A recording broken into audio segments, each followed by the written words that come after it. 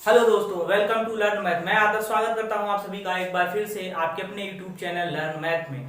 तो दोस्तों, हम पढ़ रहे थे मैट्रिक्स और मैट्रिक्स की हमने पहली क्लास की थी जिसमें हमने पढ़ा था बेसिक कॉन्सेप्ट ऑफ मैट्रिक्स, जहां हमने जाना था कि व्हाट इज मैट्रिक्स, मैट्रिक्स क्या होता है एंड ऑर्डर ऑफ मैट्रिक्स के बारे में। देन आफ्टर हमने पढ़ा था टाइप ऑफ मैट्रिक्स। तो ये सब चीजें हमने बेसिक पार्ट 1 में कर ली थी और हम उम्मीद करते हैं आपने बेसिक पार्ट 1 को जरूर देखा होगा और सब बातें आपको समझ में आएंगी। तो अगर आपको बेसिक पार्ट 1 समझ में आया तो आज से हम स्टार्ट करने जा रहे हैं पहली एक्सरसाइज एनसीईआरटी 3.1 जो हमारी पहली एक्सरसाइज है। उससे पहले एक छोटा सा टॉपिक हम करेंगे कि equality of matrix. Equality of matrix के बेस पर हमारी 3.1 एक्सरसाइज के क्वेश्चन जो हैं दिए हुए हैं। इक्वलिटी ऑफ मैट्रिक्स क्या है, मतलब आव्यूह की समानता। दो आव्यूह कब समान कहे जाएंगे, इसके बारे में थोड़ी सी चर्चा करने के बाद हम आएंगे पहली एक्सरसाइज पे और इसमें हम क्या करेंगे यहाँ पर डिस्कस। तो हमने टाइप ऑफ मैट्रिक्स में क्या पढ़ा था कि मैट्रिक्स हमारा, हमने जाना था मैट्रिक्स हमारा कितने प्रकार का होता है, कितने टाइप से मैट्रिक्स की। पहला पढ़ा था हमने रो मैट्रिक्स, जिसे हिंदी में कहते हैं पंक्ति आव्यूह। पंक्ति आव्यूह क्या था, जिसमें केवल एक पंक्ति हो, उसे कौन सा आव्यूह कहते हैं, पंक्ति आव्यूह। हमने पढ़ा था कॉलम मैट्रिक्स, स्तंभ आव्यूह, जिसमें केवल एक ही स्तंभ हो और पंक्तियां चाहे जितनी भी, उन्हें क्या कहते हैं, उन्हें हम कहते थे स्तंभ आव्यूह। देन आफ्टर हमने पढ़ा था स्क्वायर मैट्रिक्स, जहां number of row is equal to number of column, जहां पंक्तियों की संख्या स्तंभों की संख्या के बराबर हो।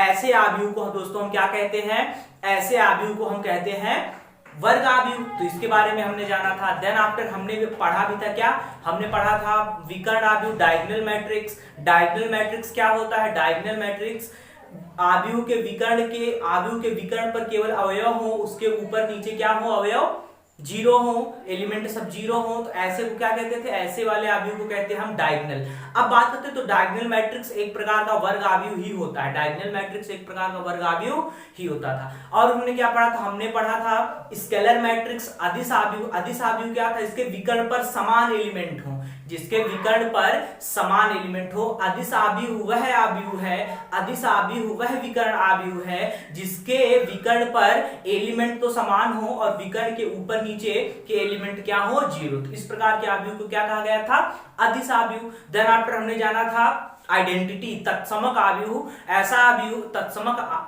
आव्यूह वह आव्यूह है जिसके विकर्ण पर एक स्थित हो, जिसके विकर्ण पर एलिमेंट कितना हो, एक हो। तो ऐसे आव्यूह को हमने क्या कहा था, ऐसे आव्यूह को हमने कहा था आइडेंटिटी, तत्समक आव्यूह। देन आफ्टर हम पढ़ा था जीरो मैट्रिक्स। जीरो मैट्रिक्स क्या था, ऐसा आव्यूह जिसमें एलिमेंट क्या हो, सब जीरो हो, तो इस आव्यूह को क्या कहते हैं, जीरो मैट्रिक्स। अब हमारा आइडेंटिटी मैट्रिक्स, डायगोनल मैट्रिक्स, ये सब एक प्रकार के क्या थे, स्क्वायर मैट्रिक्स थे। ये क्या थे, एक प्रकार के हमारे स्क्वायर मैट्रिक्स। तो ये सब बेसिक चीजें हमने पढ़ी थी। अब आज जो हम बात करते हैं, अब आज दोस्तों हमें जो पढ़ना है, आज हम जानेंगे एक छोटा सा टॉपिक बचा है जिसे कहते हैं equality of matrix. Equality of matrix आज हमें पढ़ना है, इक्वलिटी ऑफ मैट्रिक्स। मैट्रिक्स यानी कि आव्यूह में समानता, आव्यूहों में समानता की कब दो आव्यूहों को क्या कहा जाएगा, समान। तो ये बेसिक सा कॉन्सेप्ट है, इसमें कुछ ज्यादा समझने वाली बात तो नहीं है। फिर भी दो आव्यूह तब समान कहे जाएंगे यदि उनकी कोटि बराबर हो, यदि उनके ऑर्डर बराबर हो और उनमें संगत एलिमेंट क्या हो, समान हो। ध्यान से सुनिएगा बात को एक बार फिर से। दो मैट्रिक्स समान तब कहे जाएंगे जब उनके ऑर्डर सेम हो और उनके संगत अवयव बराबर हो। तो इस प्रकार के आव्यूह को समान आव्यूह कहेंगे। तो इस प्रकार के आव्यूह को हम क्या कहेंगे, समान। दो चीजें, बेसिक दो चीजें पता होनी चाहिए, क्या क्या, कि उनका ऑर्डर सेम हो और दूसरी चीज संगत एलिमेंट क्या हो, सेम हो। तो इस प्रकार के आव्यूह को हम कहेंगे समान आव्यूह। तो देख लेते एग्जांपल, समान आव्यूह का एक एग्जांपल देख लेते हैं। जैसे मान लीजिए हमने पहला एक अपना एग्जांपल एक में हमने एक मैट्रिक्स लिया, ये मैट्रिक्स लिया हमने ए बी सी डी। अगर आपसे पूछे कि इसकी कोटि क्या होगी, इसका ऑर्डर क्या होगा, तो आप कहेंगे इसमें दो रो है, दो कॉलम है, तो इसीलिए इसका ऑर्डर 2x2 होगा, 2 क्रॉस 2 होगा। तो ये इतनी बातें तो आपको समझ में आई। हमने फिर सेम दूसरा मैट्रिक्स ले लिया, दूसरा मैट्रिक्स हमने क्या लिया, ए बी सी डी, और फिर हमने कह दिया कि इसका भी ऑर्डर क्या है 2 क्रॉस 2। तो आप देख रहे हैं कि इसके संगत अवयव यहाँ ए है, यहाँ भी ए, यहाँ भी, यहाँ भी, यहाँ सी सी डी डी, और ऑर्डर भी दोनों का 2/2। तो अगर इसे ए से डिनोट करें और इसे बी से डिनोट करें तो हम कह सकते हैं matrix A is equal to matrix of B. और आपको पता है मैट्रिक्स को डिनोट करने के लिए हम अंग्रेजी वर्णमाला का कैपिटल अक्षर यूज करते हैं। तो ए बराबर बी हमें क्या बताता है दोस्तों?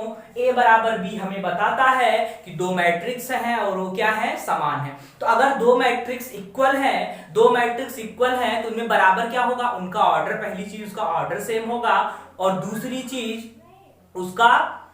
उसके संगत एलिमेंट क्या होंगे? बराबर होंगे। अब अगर हम आपसे पूछना चाहें तो मान लीजिए हमने यहाँ एक मैट्रिक्स ले लिया ए, इस मैट्रिक्स 1 3 5 7, एक दूसरा मैट्रिक्स हमने ले लिया 1 3 7 5, और हमने कहा क्या ए और बी दो समान मैट्रिक्स हैं? क्या ए और बी दो समान मैट्रिक्स हैं? तो आप देखेंगे, सबसे पहले आप क्या देखेंगे? ऑर्डर। तो ऑर्डर की बात करें, इसका ऑर्डर 2 क्रॉस 2 का है, इसका भी ऑर्डर 2 क्रॉस 2 का है। तो पहली चीज हमारी कंफर्म हुई कि इनका ऑर्डर तो क्या है? सेम है। दूसरी चीज पे हम जाते हैं, इनके संगत एलिमेंट, इनके संगत अवयव। देखें R1 में पहला एलिमेंट 1 है, तो यहां भी R1 का पहला एलिमेंट 1 है। यहां R1 का पहला एलिमेंट 3 है, तो यहां भी R1 का पहला एलिमेंट 3 है।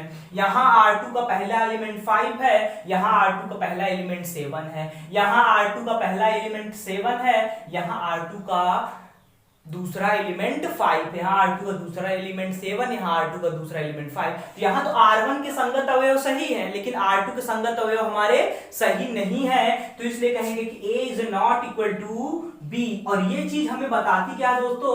ये चीज हमें बताती है कि matrix A is not equal to matrix B, यानी कि हिंदी में मैट्रिक्स A जो है मैट्रिक्स B के समान नहीं है, अतः यह दोनों समान अवयव नहीं है। तो ये चीजें हमें बेसिक, क्या हमें बस दो चीजें याद रखनी, अपने माइंड में सेट करना है कि ऑर्डर सेम होना चाहिए और संगत एलिमेंट क्या होने चाहिए? सेम होने चाहिए। तो अगर एक चीज हम देख लें, इसी पे एक क्वेश्चन अगर हम यहाँ से बना के खुद से देख लें, तो उम्मीद करते हैं ये छोटी सी चीज है, इसमें कुछ ज्यादा समझने लायक तो है नहीं। तो एक क्वेश्चन अगर हमने यहाँ से देखा कि एक क्वेश्चन हम देख ले रहे हैं कि यदि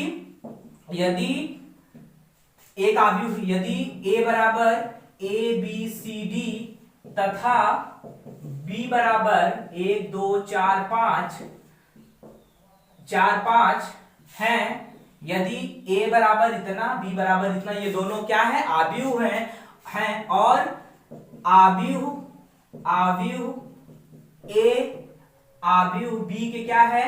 अवयव B के समान है, तो A, B, C, D का मान ज्ञात कीजिए। तो क्या दिया? यहां हमें ये बात कंफर्म की गई है, यहां हमें ये बात बता दी गई है कि मैट्रिक्स A क्या है? मैट्रिक्स B के इक्वल है।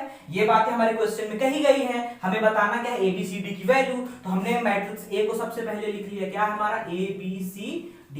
देन इक्वल करके हमने मैट्रिक्स B को लिख लिया 1 2 4 5। अब क्या है? 2 क्रॉस 2 एकदम सही बात। अब क्या है? ये दोनों इक्वल हैं, तो इनके संगत अवयव भी क्या होंगे? बराबर होंगे। तो यहां से A की वैल्यू 1, B की वैल्यू 2, C की वैल्यू 4 और D की वैल्यू क्या है दोस्तों?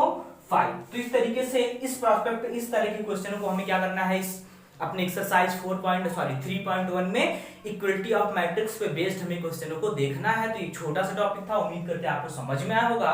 तो अगर आप इसे लिखना चाहते हैं तो लिख लेते हैं, देन आफ्टर हम आते हैं अपने एक्सरसाइज पर और इसे सॉल्व करने की कोशिश करते हैं। तो आप अगर इसे नोट करना चाहें तो आप इसे नोट कर सकते हैं।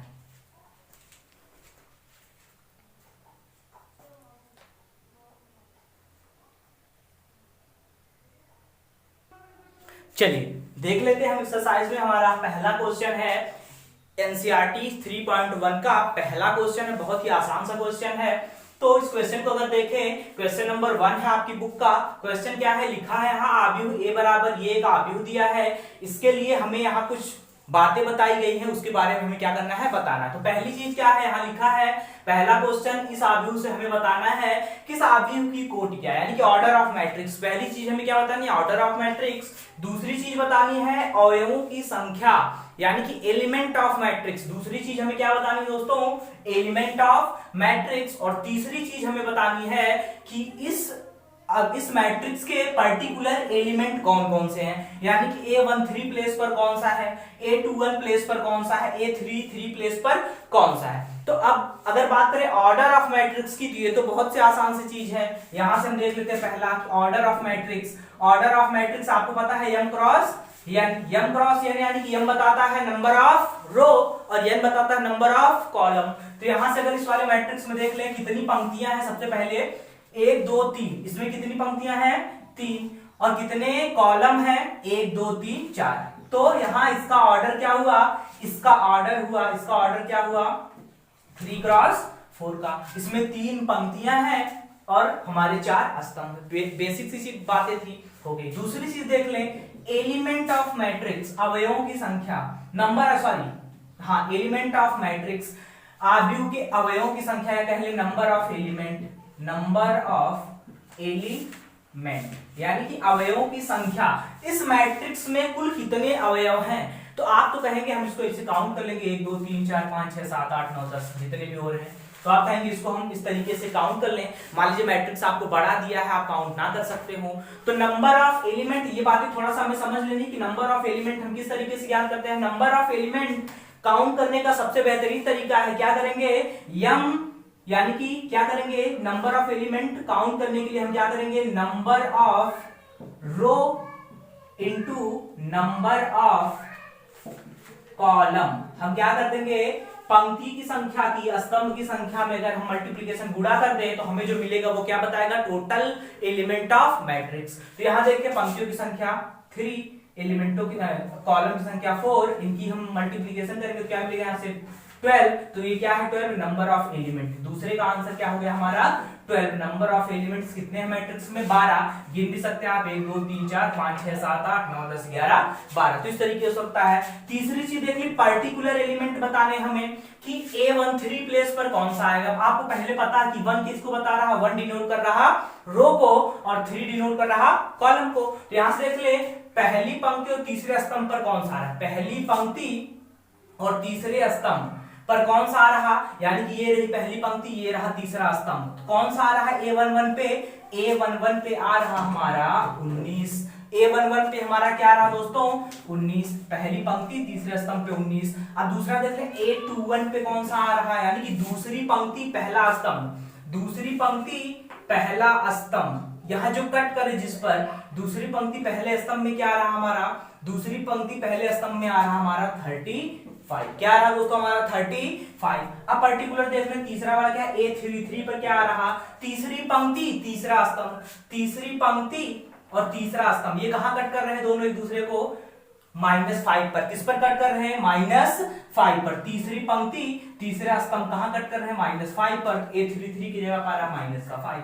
और चौथा क्या पूछ रहा, A24 पर क्या आ रहा है, यानी कि दूसरी पंक्ति चौथा स्तंभ, दूसरी पंक्ति चौथा स्तंभ। ये कट किस पर कर रहे हैं 12 पर। तो एलिमेंट कौन सा है 12। बात कर ले लास्ट 2 3 पर कौन सा आ रहा है, यानी कि दूसरी पंक्ति तीसरा स्तंभ, दूसरी पंक्ति तीसरा स्तंभ कौन पढ़ रहा हमारा 5/2। क्या बचा 5/2। तो पहला क्वेश्चन था, बहुत बेसिक सा क्वेश्चन था। आप इसे नोट करना चाहते हैं तो आप इसे नोट कर सकते हैं।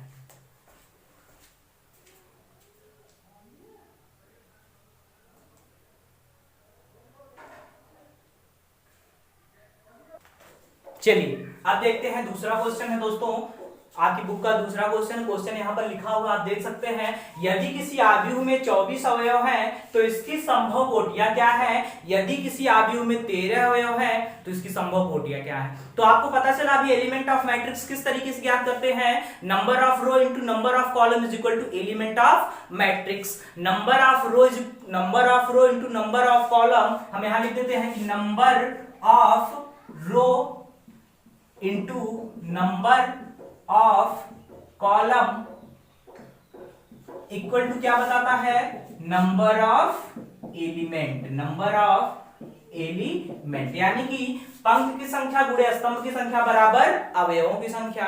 तो अगर कहा है कि यदि किसी आव्यूह में 24 अवयव हैं, पहले वाले क्वेश्चन को यहां हम देखते हैं, यदि किसी आव्यूह में 24 अवयव हैं तो संभव कोटियां बताइए। कि अब कोटियां होती क्या कि number of row number of column को हम मल्टीप्लिकेशन करते तो नंबर ऑफ एलिमेंट मिलता है। दिया है कि यदि किसी अवयव में 24 अवयव है तो संभावनाएं क्या क्या बन सकती हैं। पहली संभावना तो हमारी बन सकती है कि उसमें 6 पंक्तियां हो और 4 स्तंभ हो, और इनका मल्टीप्लिकेशन करेंगे तो 24। दूसरी संभावना बन सकती है कि उसमें 4 पंक्तियां हो और 6 स्तंभ हो, इनका भी मल्टीप्लिकेशन करेंगे तो कितना मिलेगा हमें 24। तीसरी संभावना हमें मिल सकती है कि उसमें 8 पंक्तियां हो और 3 स्तंभ हो, इनका भी मल्टीप्लिकेशन करेंगे तब भी 24। चौथी वाली है कि उसमें 3 पंक्तियां हो और 4 उसमें 3 पंक्तियां हो और 3 पंक्तियां हो और 8 स्तंभ हो, तब भी हमें 24 मिल सकता है। और एक संभावना हमारी ये बन सकती है उसमें एक पंक्ति हो और 24 स्तंभ हो, तब भी हमें मिल सकता है 24। एक संभावना और बन सकती है कि उसमें 24 पंक्तियां हो और एक स्तंभ हो, तब भी हमें मिल सकता है 24। और एक बनती है कि उसमें 2 पंक्तियां हो और 12 स्तंभ हो, तब भी हमें 24। और दूसरी पंक्तियां ये है कि उसमें 12 पंक्तियां हो और 2 स्तंभ हो। तो ये इतनी जितनी संभावनाएं बनी, ये क्या हो सकती है, उस वाले अवयव की कोटि हो सकती है जिसमें एलिमेंटों की संख्या 24 है। तो कितनी संभावनाएं बन सकती हैं, 1 2 3 4 5 6 7 8। तो ये क्या बन सकती है, इतनी पॉसिबिलिटी हमारी संभव है किसके लिए, उसके लिए कि जिसके एलिमेंट क्या है, जिस मैट्रिक्स के एलिमेंट कितने हैं 24। तो ये बात उम्मीद करते हैं समझ में आएगी। दूसरा क्या है, कहा यदि उसकी अवयव कितने हो 13।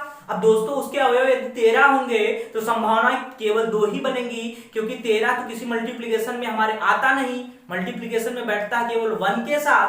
तो 13 जब उसमें एलिमेंट 13 होंगे तो इसके लिए कंडीशन हमारी केवल बन सकती है या तो उसमें एक पंक्ति हो और 13 स्तंभ हो, और दूसरी बन सकती है या तो उसमें 13 पंक्तियां हो और एक स्तंभ हो। तो ये आंसर केवल 2 कंडीशन हमारी बन सकती है। तो ये रहा संभावना जब एलिमेंट ऑफ 13 हो नंबर, और ये संभावना है जब एलिमेंट ऑफ मैट्रिक्स कितने हो 24 हो। तो उम्मीद करते हैं ये बातें आपको समझ में आई, बेसिक सी बात थी। इसके लिए हमें याद क्या रखना, इसके लिए इसे आप फार्मूला समझ कर रट लें। तो ये चीजें हमें क्या होनी चाहिए, पता होनी चाहिए कि m cross n is equal to number of element. m cross n is equal to number of element यहाँ पर लिखा है, इससे बेहतरीन तरीका इस बात को समझने का कोई नहीं है। तो आपको समझ में आया तो आप इसे नोट कर सकते हैं, देन आफ्टर आगे वाले क्वेश्चन की ओर प्रोसीड करते हैं।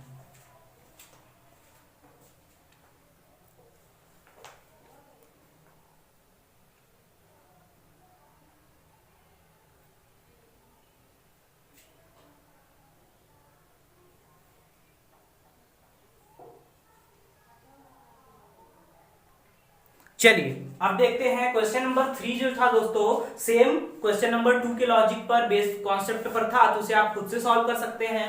बात करते हैं क्वेश्चन नंबर 4 की, एनसीईआरटी 3.1 का क्वेश्चन नंबर 4, जैसा कि यहाँ पर लिखा हुआ और आपके बुक में भी है। क्या दिया है, क्वेश्चन एक 2x2 और एक 2x2 अवयव a बराबर ij की रचना कीजिए जिसके अवयव निम्न प्रकार से दिए हैं। ए आई जे क्या बताता है, नंबर ऑफ एलिमेंट होता है matrix, number of matrix sorry element of matrix होता है, एलिमेंट मैट्रिक्स के क्या होते हैं, अवयव होते हैं। तो हमें 2x2 ऑर्डर क्या दिया है 2x2, हमें उस अवयव की रचना करनी है जिसमें 2 पंक्तियां हो और 2 स्तंभ हो। तो सिंपल सी बात है, अगर 2 पंक्तियां होंगी और 2 स्तंभ होंगे तो यानी कि उसमें उसके नंबर ऑफ एलिमेंट कौन कौन से होंगे, A12 A22 A21 A22, तभी तो हमारी 2 रो होगी और 2 कॉलम होंगे। तो उसी के बेस पर हमें क्या करनी है, पहला वाला क्वेश्चन देख ले हम कि दिया है Aij बराबर I plus J square upon 2।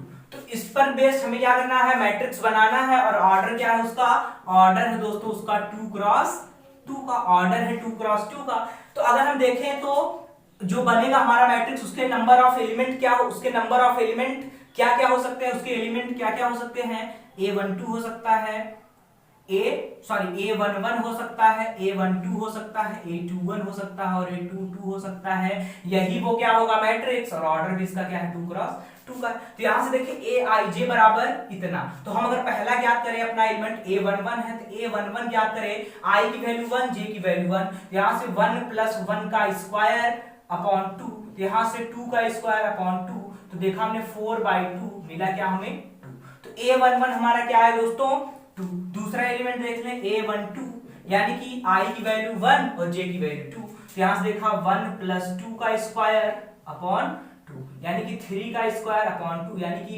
9/2। A12 क्या है हमारा 9/2। तीसरा देख लें A21, A21 यानी कि I की जगह पे 2 और J की जगह पे 1, यहाँ से 2 + 1 का स्क्वायर अपॉन 2 यानी कि 3 का स्क्वायर अपॉन 2, फिर से क्या बचा 9/2। दिख रहा है अब तक पूरा। अब लास्ट वाला देख ले हम, A22 कौन सा एलिमेंट है, A22, और I की वैल्यू 2, J की वैल्यू 2, यानी कि 2 + 2 का स्क्वायर अपॉन 2 यानी कि 4 का स्क्वायर अपॉन 2 यानी कि 16/2 बचा क्या हमारा 8, और इसके सम्मुख हम क्या करें, रख दें, तो वही हमारा क्या होगा मैट्रिक्स। तो अगर हम इसे यहाँ रख देते हैं तो हमारा मैट्रिक्स क्या होगा, हमारा मैट्रिक्स होगा इसके लिए हमारा मैट्रिक्स क्या होगा हमारा A11 की वैल्यू 2, A12 की वैल्यू 9/2, A21 की वैल्यू भी 9/2 और A22 की वैल्यू भी हमारी क्या आई 8।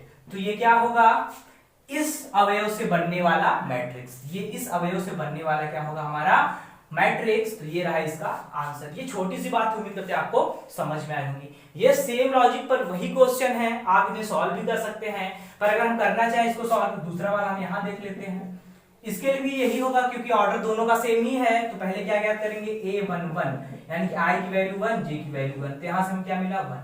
A12 यानी कि I की वैल्यू तो 1 लेकिन J की वैल्यू 2, तो यहां से क्या मिला हमें 1/2।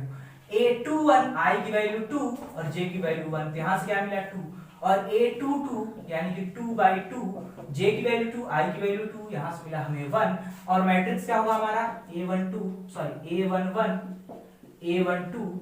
A21, A22, तो यहाँ रख दे हम प्लेस पर, A11 1 हमारा, A12 क्या है 1/2 है, A21 क्या है 2 है, A22 क्या है 1। तो ये रहा वो वाला मैट्रिक्स जो इस एलिमेंट से बनेगा।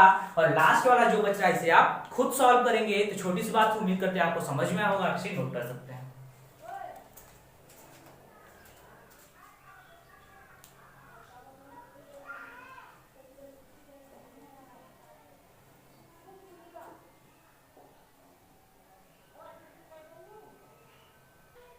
चलिए अब हम बात करते हैं क्वेश्चन नंबर 5 की।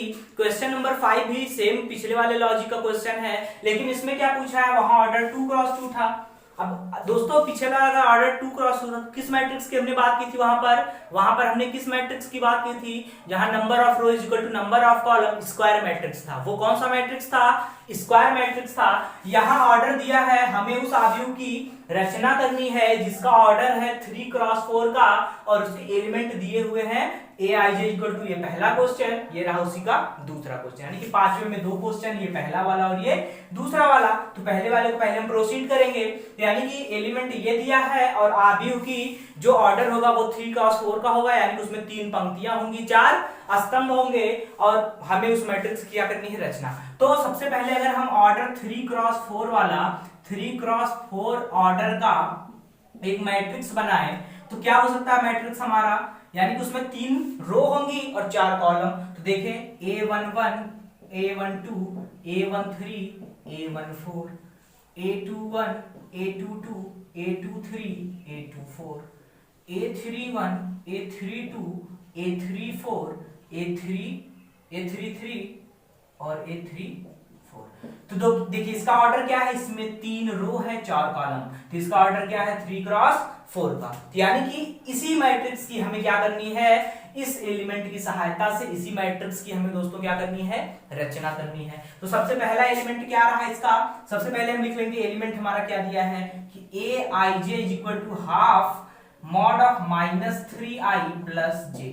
अब ये जो मॉड दिया है ये बातें हमें बस छोटी सी बात हमें समझनी है कि मॉड के बारे में, मॉड फंक्शन हमने पढ़ा था कि मॉड फंक्शन में यदि कोई निगेटिव संख्या है तो जब मॉड हटता है तो वो संख्याएं कभी निगेटिव नहीं रह जाती, हमें क्या मिलती है हमेशा पॉजिटिव। यानी कि ये मॉड इसीलिए लगा है कि इसका कोई भी एलिमेंट हमारा निगेटिव नहीं होगा, सभी एलिमेंट क्या होंगे पॉजिटिव। अगर मॉड में कोई एलिमेंट निगेटिव आ भी रहा तो मॉड हटेगा, तो मॉड से बाहर वो जब निकलता है तो क्या हो जाएगा पॉजिटिव। तो ये बातें छोटी सी बातें हमें पता होनी चाहिए। देन आफ्टर हम क्वेश्चन को, अब पहला एलिमेंट कौन सा A11 अगर हम करें I की वैल्यू 1, J की वैल्यू 1, यहां से हाफ -3 × 1 + 1, तो इसे अगर आप सॉल्व करेंगे तो क्या मिलेगा 1/2, यहां से मॉड में -3 + 1, यानी कि यहां से क्या मिला हमारा, यहां से हमें मिला कि 1/2 मॉड में -2। अब बताए हम आपसे जो मॉड हटेगा तो माइनस खत्म, तो यहां से हुआ 2/2, यानी कि मिला क्या हमारा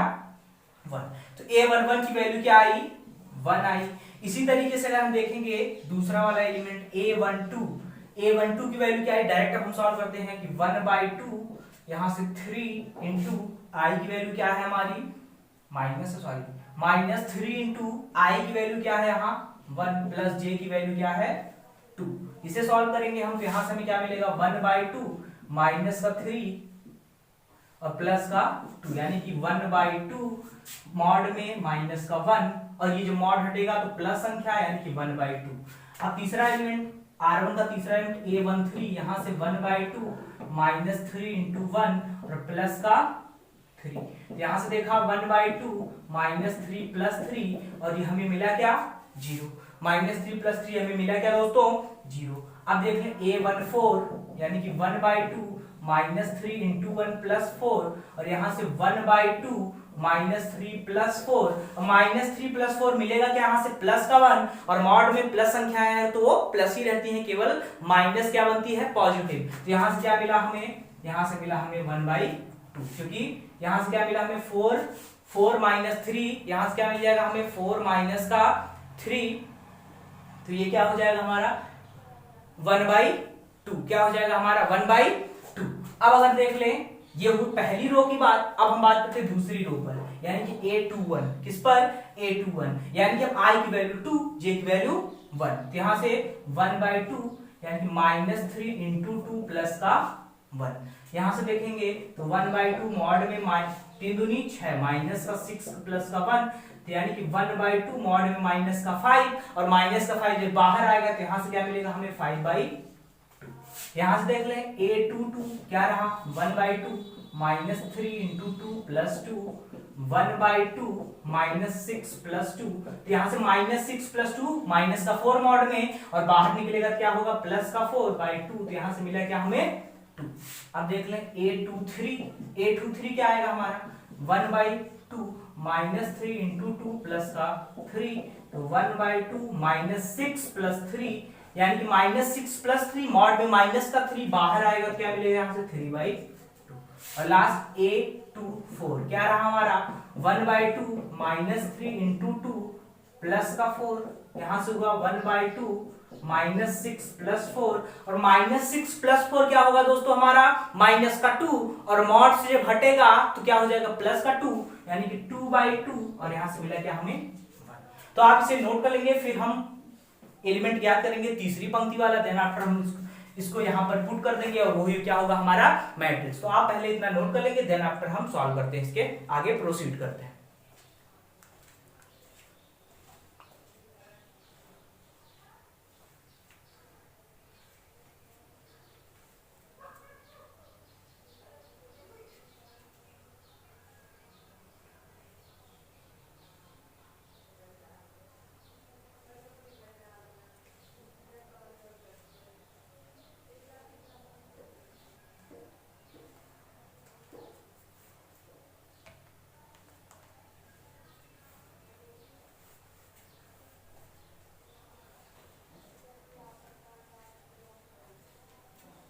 चलिए हमने पहली पंक्ति पहली रो और दूसरी रो के एलिमेंटों को ज्ञात कर लिया। अब हमें ज्ञात करने हैं तीसरी रो के एलिमेंट को।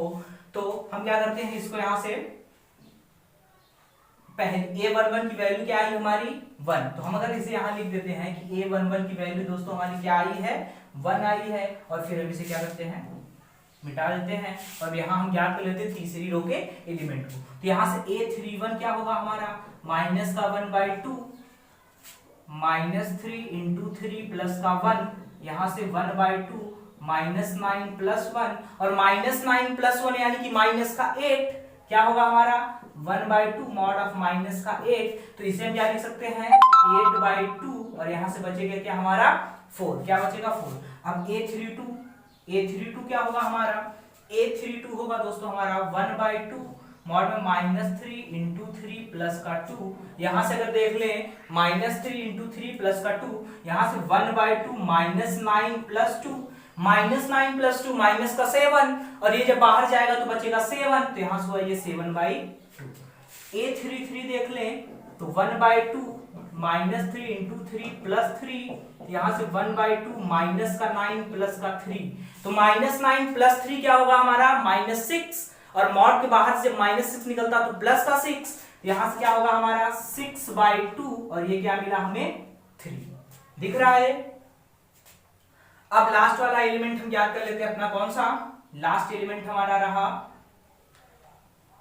A34, 1/2 -3 into 4, sorry -3 into 3 plus का 4, -3 दिख रहा, -3 इंटू 3 प्लस का 4, तो यहां से हमें क्या मिला 1/2 मॉड ऑफ -9 प्लस 4, यानी कि यहां से -5, और -5 मॉड से बाहर आया तो प्लस का 5, और ये क्या होगा एलिमेंट हमारा 5/2, तो यहां हमने सब एलिमेंटों को ज्ञात कर लिया। अब हमें क्या करना है, एज इट इज इस मैट्रिक्स में उन्हें पुट कर देना है, और इस एलिमेंट से बनने वाला वही क्या होगा हमारा मैट्रिक्स होगा। तो अगर हम इसे पुट करना चाहें, तो क्या कर सकते हैं, इसे हम यहां से इरेज कर देते हैं, और फिर हम यहां पुट कर देते हैं। तो यहां से A11 की वैल्यू क्या है, A11 हमारा 1 आया, A12 क्या आया दोस्तों, A12 आया है 1/2, A13 क्या है 0, A14 क्या है 1/2। अब यहां से देखें A21 क्या है हमारा, A21 क्या है, A21 है 5/2, A21 हमारा 5/2, A22 क्या है 2, A23 क्या है 3/2, और A24 क्या है 1, और A31 क्या है, A31 है हमारा 4, A32 क्या है हमारा 7/2, और A33 क्या है हमारा 3, और A34 क्या है हमारा 5/2। इस एलिमेंट से बनने वाला मैट्रिक्स क्या होगा हमारा, यही होगा, और ये क्या होगा हमारा आंसर। तो पांचवें का पहला वाला क्वेश्चन में बेहतरीन तरीके से यहाँ डिस्कस कर लिया। बच रहा दूसरा वाला क्वेश्चन। अगर ये सब बातें, ये कॉन्सेप्ट आपको समझ में आया तो दूसरा क्वेश्चन आप बहुत ही आसानी से सॉल्व कर सकते हैं। तो आपसे नोट करेंगे, देन आफ्टर हम अगले क्वेश्चन की तरफ प्रोसीड करेंगे। तो आप इसे लिख सकते हैं, और यही होगा इस एलिमेंट से बनने वाला हमारा मैट्रिक्स। तो आप उम्मीद करते समझ में आओगे, आपसे नोट डाउन कर लेंगे।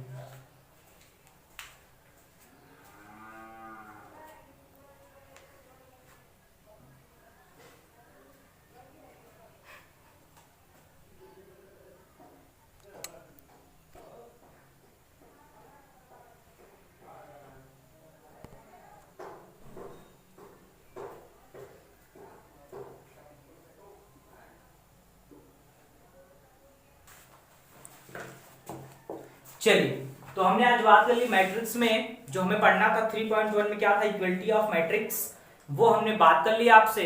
और यहाँ तक हमने 5 नंबर तक के क्वेश्चनों को डिस्कस भी किया। ये था 5 वाले का पहला वाला, 5 वाले का दूसरा। अगर ये लॉजिक आपको समझ में आए तो दूसरा आप खुद से सॉल्व कर सकते हैं।